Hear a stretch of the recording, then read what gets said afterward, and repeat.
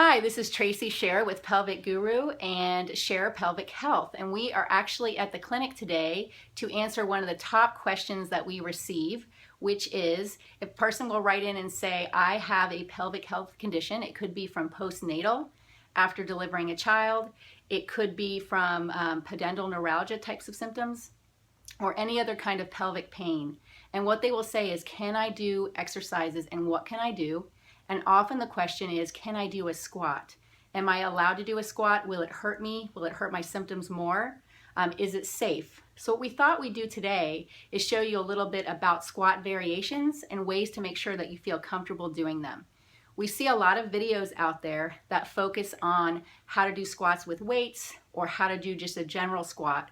But I think what's sometimes missing is, how do we do this if we have a pelvic health condition or a pain condition? And what can we do to optimize that movement and make it safe and comfortable for you? So that's what we'd like to show you today. Okay, so as we talked about, we're going to start with information about how to do a squat. Now, I've got Alma here with me, and what you're going to notice is we're actually doing something with her lying down. Now, does this mean that everyone who has a pelvic health type of condition or pain needs to start in this position?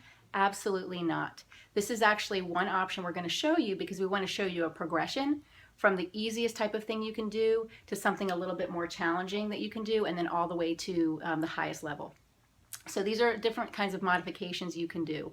Now again, a lot of my patients have problems with pelvic pain or pudendal neuralgia, and they're very concerned about doing movements that may actually aggravate their symptoms.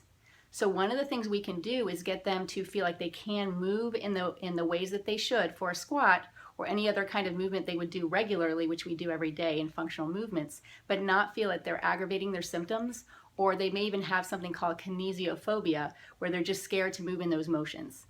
So this is another nice little trick or thing we can do to help. And so what this could look like is as simple as just taking Alma's leg here, with me just seeing, can she move in this position? This is required for a squat, hip flexion or knee flexion. Is this hurting her when she does this? Okay. If this is okay, that's a good sign and indication. Another thing we notice is that some patients have pain with this. Every time they do this, they may get a pulling or pain in their pelvic region or abdominal or glute region. In that case, or even into their hip. So in that case, what we can actually do is have her go into a different angle. And if she said, hey, that's okay, that feels fine, then that's an indication that when she does a squat, she may be better in a position with her knees further out. And again, instead of saying to a patient, you should never do a squat, my question is, how can we modify that so that they can still do a squat type of position, but in a more comfortable way? So we can come down. Now we can also have Alma do this on her own as well, so then she can go through that motion and just see. And what I love about this is that she's doing this without weight. So right now there's nothing on her in terms of gravity. She's just working some other muscles as well, but it's very much just making sure the motion is okay. And again, some of you can skip this and go right to the next phases. But for some of our patients, they really need something like this first to make sure they feel safe with the kinds of movements that they can do and ensure that they feel better going to the next phase. So let's take you to the next phase. We're back to show the next progression of the squat, and you'll notice that now Alma is going to be standing. And actually, you'll also notice that I have the table up higher. And that's for the reason of not having to go as low down into a squat just yet. So if you have the luxury of having a table that will allow you to go up a little bit, or a chair that's higher, I would not recommend starting necessarily with a very low chair. So for this progression, now the next step is going to just go ahead and have you stand up. And if you notice, each time I have her stand up and then come back down, this progression is actually having her use her hands for support and then coming back up. Some other things we're going to notice here is that we don't want her knees to go over her toes. You may not see this full, I don't know if we have her toes on there, but we don't want her knees to go over her toes. We also want her knees to stay separated. We don't want them going in together. And we also don't want them bowing out too much right now. We want just a general how you would go sit and stand. Okay, and some people may not be able to tolerate even sitting for conditions such as pudendal neuralgia, and that's okay. You can go almost to that squat position and then come back up. So you don't have to actually sit, but for those that are trying to get used to this progression, they can actually sit a little bit and then regroup and stand back up. Now, if this feels okay, there's other things we can add. We could add a ball between your legs and some other progressions. But for purposes of this video series right now, we're just looking more at the motion of a squat and doing a progression. So the next progression that we're looking at is still staying at the table here, or a higher surface if you have that option. And what we're now going to be doing, one of two things, or you can do both. We can actually lower the table, and we can also have her now not use hands and just stay hands-free and just go up and down without support from her hands. We could also have her not actually sit now and just have her almost touch her bottom a little bit and then come back up. So if I were to now lower down this table, and maybe again, not as low as a chair yet, but still that's going to be a little bit harder. And then she can still sit for a moment and then come back up and sit and stand back up. And now you'll notice, now we're going to do it without hands. And notice that now we're starting to piece this all together. And again, there's certainly going to be questions that come up that still is safe for me to do, and we're happy to answer any of those questions. But for now, we're just going through the progression, and any other specific questions can be answered. The next exercise progression we're going to show is now on a lower surface, which is actually at the chair. Some refer to this as a chair squat. And so what we're going to show Alma doing now is basically standing up and down, but you'll notice right now the first progression, she's actually using her hands for some support, as well as her bottom, she's touching down onto the chair. Now, if this is easy and you can progress already, the next progression is to potentially take the hands away, and she can still touch a little bit or even sit if need be. And the next progression after that would be to have her do a squat, but now not touch down at all. Just go into that motion. And again, notice the bottom goes back, and you'll also notice that her knees do not go over her toes. So she's tracking nicely, but she's not bringing her knees over her toes. The other variation you can do, let's say she said she had pain with this, or she just felt uncomfortable for whatever reason, what we can actually have her do is go into a wider stance and actually have her toes even pointed out a little bit. So this is referred to sometimes as a sumo type of squat, and this is actually perfectly acceptable if it keeps you moving and you can do this squat motion. So for example, here we're having her squat with a wider position, and this is totally fine. She can use hand support, or she can sit down, or she can go right into the more challenging way of not using any support. Now, some ask us also about, should I be doing a pelvic floor contraction? And that really is a tricky thing unless we know your individual situation. For example, there are women who have weakness of their pelvic floor, potentially, as one of the things during a postnatal period, and they may have some urinary leakage. So it could be feasible that they would also want to do a little bit of a pelvic floor tightening or Kegel type of exercise in addition to the squat. Typically that's done as they're coming up.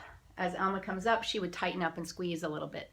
The concern is that not everyone knows how to properly do a contraction, and some tend to do too much of one and they squeeze too much. So this is again where it'd be nice if you were paired with a pelvic physical therapist or another type of physical therapist that has training in this, that can explain this more on an individual basis. The other reason why we don't always like to say go ahead and do a pelvic floor contraction is that some patients actually with pelvic pain or other kinds of pain conditions, it may actually cause a little bit more of a flare-up when you're trying to contract the pelvic floor. So this is why it would be good to have an individual consultation about that. So the next progression is essentially taking away the chair and now doing more of a full squat, but you'll notice that we actually have some support so that Alma can still focus on her squat form with her bottom still going back, her knees not tracking over her toes too much, but we can actually see that she's still got a little bit of support. We can now take away that support and have her just do a squat now without the chair.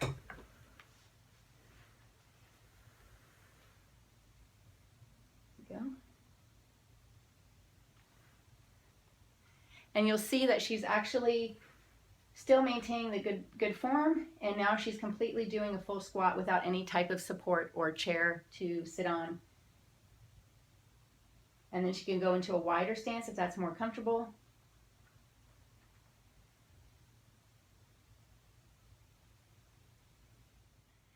Okay, the next thing we had Alma doing was the squats. But the next thing we can add to this is to actually have her doing this to watch form as well. One of the things that I like to do is to make sure that a patient or a client is actually lifting their chest up. And so this is a neat little trick you can do, which is to take something like, it could be a weight or it could be something like a bolster, and just see, I'm going to show you, this is the way she's doing it correctly, where she's got it close to her body and she's maintaining her chest up. Now, if I were to have her do it incorrectly, what it would look like is if she's falling her chest down in a forward position, what you're going to notice is that that goes away from her body. But as long as she's staying with her chest up, you'll notice that that stays along the length of her body. So that's one way just to do a check or to help someone know, are they in the right position or not, in terms of keeping the chest alignment in an upright position. That's one of the most common things we see that can change.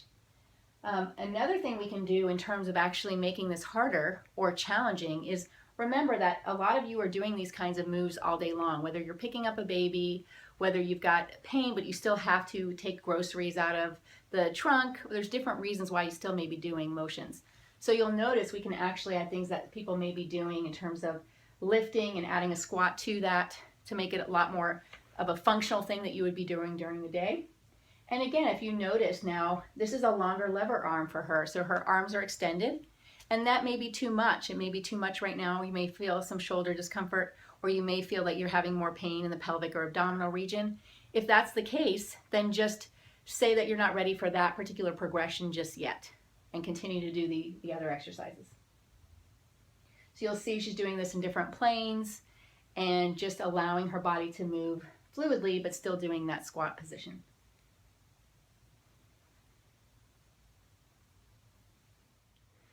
Another thing we often add to these exercises now for progression would be to do the same kind of squat, but now add a weight. So for example, Alma is now using a dumbbell type of weight for a bicep curl at the same time that she's doing her squat.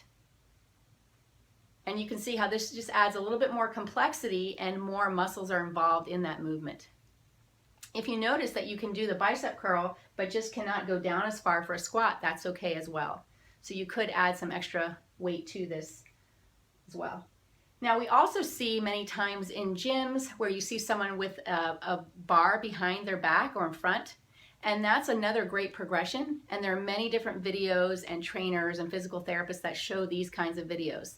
What we wanted to do for the purpose of this particular progression is to show you from a lying down position and then how far you can go to where you're standing and maybe adding some weights and other functional movements. So we hope you liked this progression, and we look forward to adding more videos and information for you in the future. And if you have any questions, please feel free to ask us at any time, and we would love to hear from you and hope that this was helpful. Thank you.